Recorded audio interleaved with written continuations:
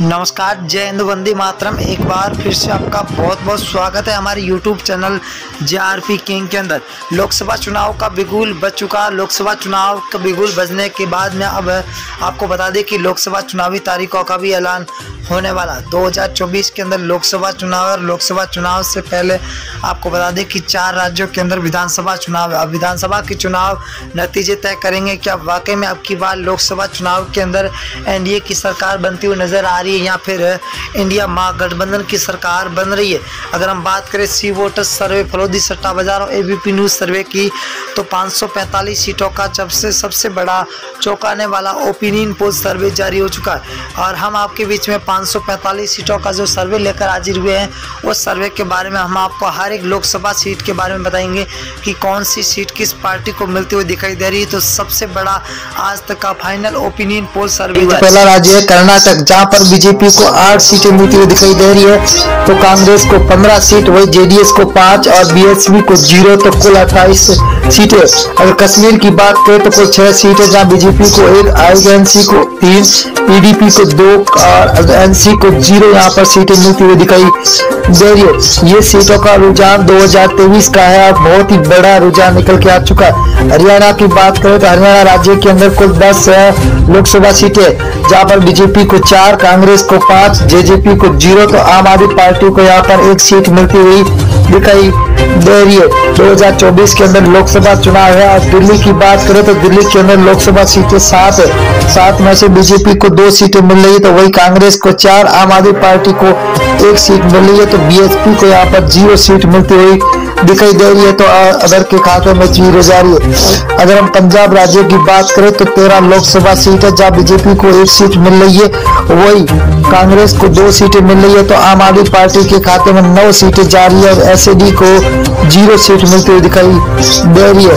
अगला राज्य है जहाँ पर मेघालय राज्य। मेघालय के अंदर 29 विधानसभा सीट है, जिनमें से बीजेपी को 12 सीट मिल रही है, तो कांग्रेस को 15, वही SP को 0, तो BSP के खाते में 2 सीटें जाती हुई दिखाई दे रही है।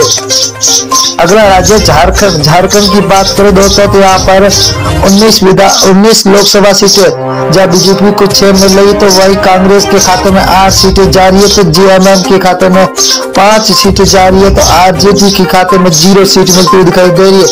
आंध्र प्रदेश राज्य की बात करें तो यहाँ पर लोकसभा सीटें 25 है।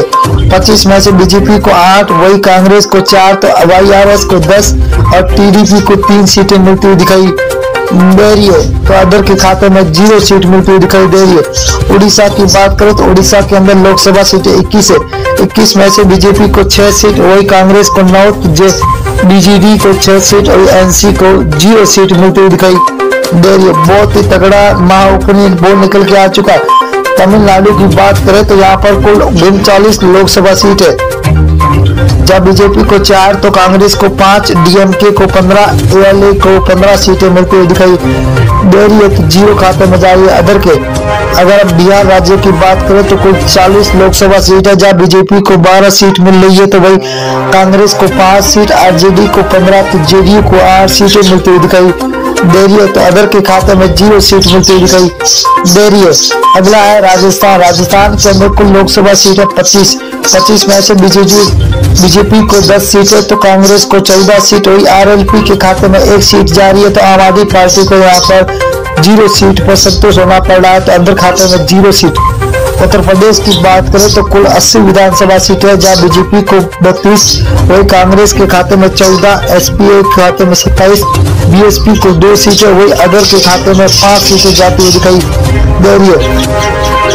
अगला राज्य है उत्तराखंड। उत्तराखंड के अंदर 5 लोकसभा सीटें, जिनमें से बीजेपी को 3 सीट, वही INC को 2, तो BSP को 0, आम आदमी पार्टी के खाते में 0 सीट मिलती हुई दिखाई दे रही है, तो यहाँ पर अदर के खाते में भी 0 सीट जाती हुई दिखाई दे रही है। पश्चिम बंगाल की बात करें तो कुल लोकसभा सीटें 42 है। 42 में से 17 बीजेपी के खाते में जाते हुए दिखाई दे रही है, तो वही INC को 0 सीट है, तो TMC को 25 सीट है, CPIM को 00 सीट मिलती हुई दिखाई दे रही है। आंध्र प्रदेश की बात करें तो आंध्र प्रदेश के अंदर लोकसभा सीटें 2 है, जहां पर बीजेपी को 1 सीट मिल रही है। तो यहाँ पर कांग्रेस के खाते में 1, एसपी को 0, तो बीएसपी के खाते में भी 0 सीट जाती हुई दिखाई दे रही है। तो अदर के खाते में 0।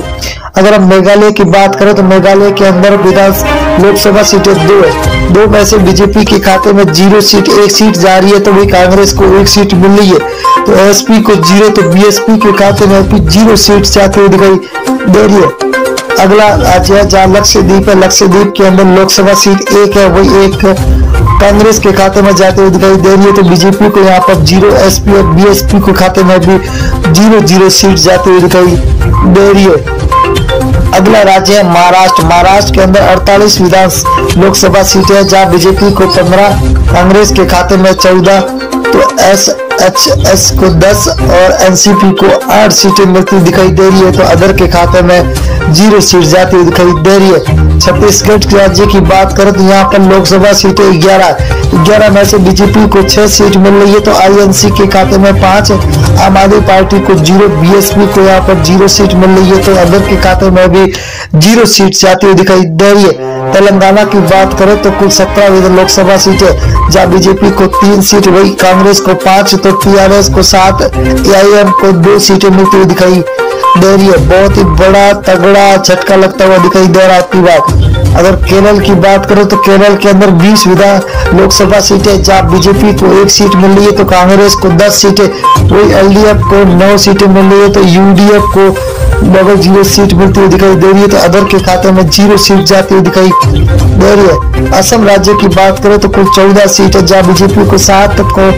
कांग्रेस को 6, एआईयू को 3 और अदर के खाते में 0 सीट जाती हुई दिखाई दे रही है। बहुत ही बड़ा तगड़ा झटका सभी को मिलता हुआ दिखा। गुजरात की बात करें तो कुल 26 लोकसभा, जब बीजेपी को 12, कांग्रेस को 6, तो आम आदमी पार्टी को 8, बीएसपी के खाते में 0 सीट जा रही है। तो अदर के खाते में भी